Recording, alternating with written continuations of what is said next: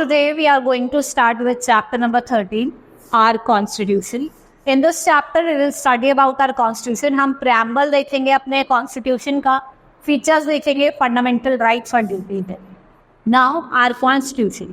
After gaining independence on 15 August 1947, एक immediate task लिया गया to frame a constitution for the country. हमें अपनी country के लिए क्या बनाना है? Constitution बनाना है. और Constitution Assembly was already working in this direction, but after the partition of India, it was left with 308 members only, and it continued its work under chairmanship of our first president, Dr. Rajendra Prasad. ठीक है? और ये जो Constitution Assembly थी had members from all the walks of life and representatives of all communities. ठीक है? और जो Constitution Assembly है उसने 2 साल 11 महीने और 18 डेज लिए हमारे कॉन्स्टिट्यूशन को फ्रेम करने के लिए, और इसको अडॉप्ट करा गया था 26 November 1949, and some provision of it was enacted immediately. All the provision came into force from 26 January 1950, और इस दिन इंडिया को क्या डिक्लेयर करा गया? Republic. So since then they celebrate republic day. कब रिपब्लिक डे सेलिब्रेट करता है? 26 जनवरी एवरी ईयर. अब हम बात करेंगे प्रेम्बल ऑफ द कॉन्स्टिट्यूशन. ये इंट्रोडक्शन है, जैसे हमारी बुक में इंट्रोडक्शन होता है, ऐसे ही हमारे कॉन्स्टिट्यूशन का इंट्रोडक्शन है. इसका एम और ऑब्जेक्टिव है. ठीक है? आर कॉन्स्टिट्यूशन के 3 एम है, एक तो सोशलिस्ट, सेकुलर और आपका डेमोक्रेटिक.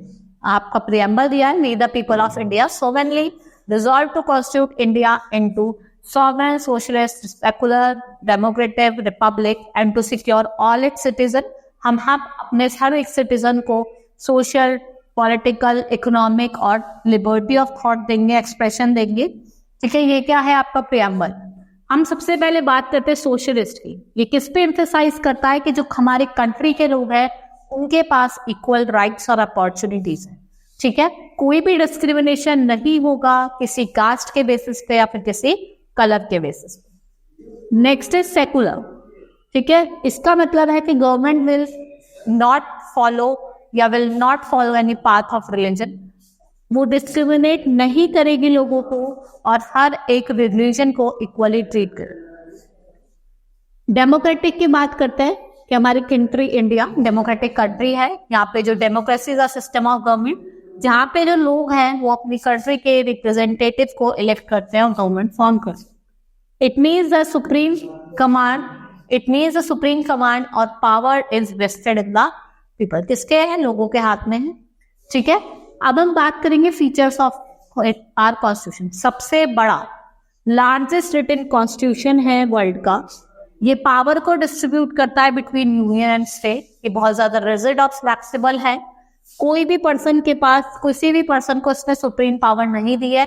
सुप्रीम पावर हमारी किसके हाथ में? कॉन्स्टिट्यूशन के हाथ में. ठीक है?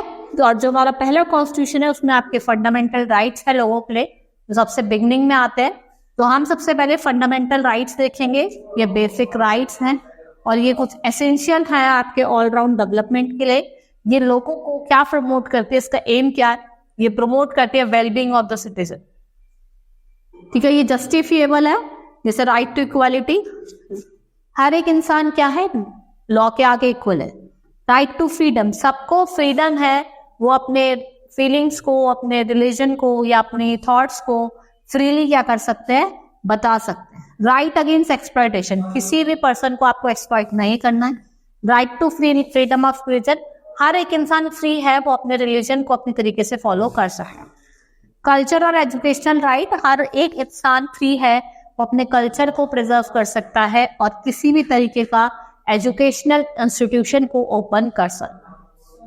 राइट टू कॉन्स्टिट्यूशनल रेमेडी की इंडिया गारंटी करता है कि जो fundamental rights of the people है उनको गारंटी देता है, और कोई भी इंसान अपनी फाइल कर सकता है पिटिशन अगर उनकी फंडामेंटल राइट को एक्सप्लॉइट करा जा रहा है.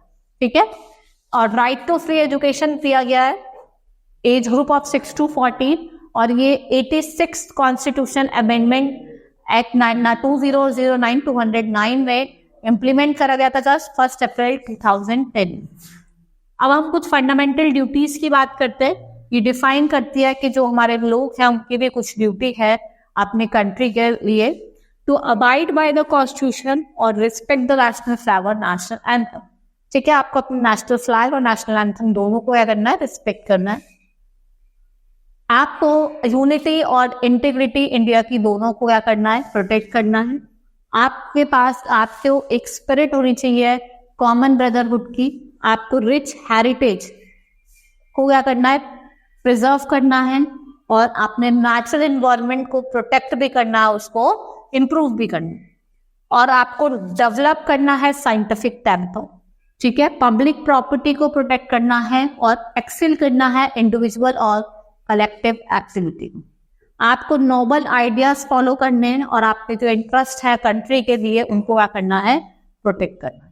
ठीक है, ये हमारी कुछ फंडामेंटल ड्यूटीज थी। आपने फंडामेंटल राइट्स देखी। ठीक है, हमारी 6 फंडामेंटल राइट्स हैं और कुछ फंडामेंटल ड्यूटीज देखी। Hope you understood the chapter.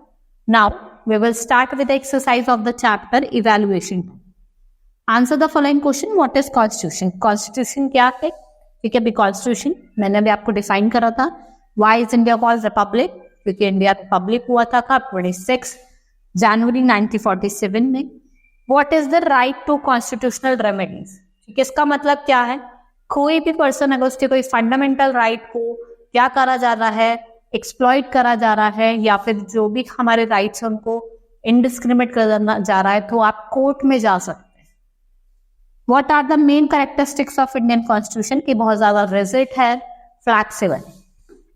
Right any 5 fundamental duties जो मेंशन है।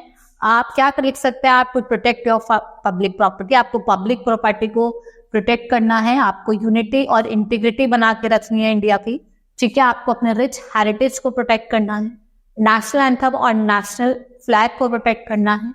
ठीक है, और एक स्पिरिट ऑफ कॉमनहुड और ब्रदरहुड वाली फीलिंग रखनी है। Now tick the correct option. Who was the first president of India? ठीक है, पहले प्रेसिडेंट कौन थे आपके? Doctor Rajendra Prasad. The Constitution of India was adopted on 26 January 1949. In India, supreme power lies in the Constitution. No person is allowed to exploit others under right to freedom or right against exploitation. The right to free or compulsory education was implemented in 1st April 2010 में इसको implement करा था। Now fill in the blanks. After the partition of India हमारी constitution assembly में कितने number थे? 308. We celebrate republic day on every year.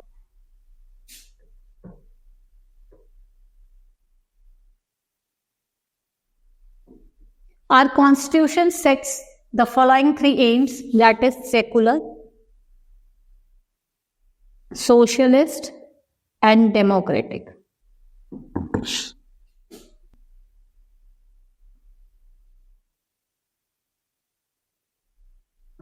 Dash means the government will not follow any path of religion. ठीक है,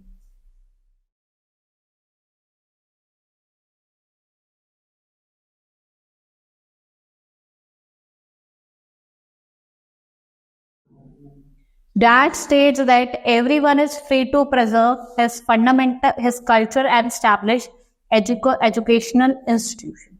That is right to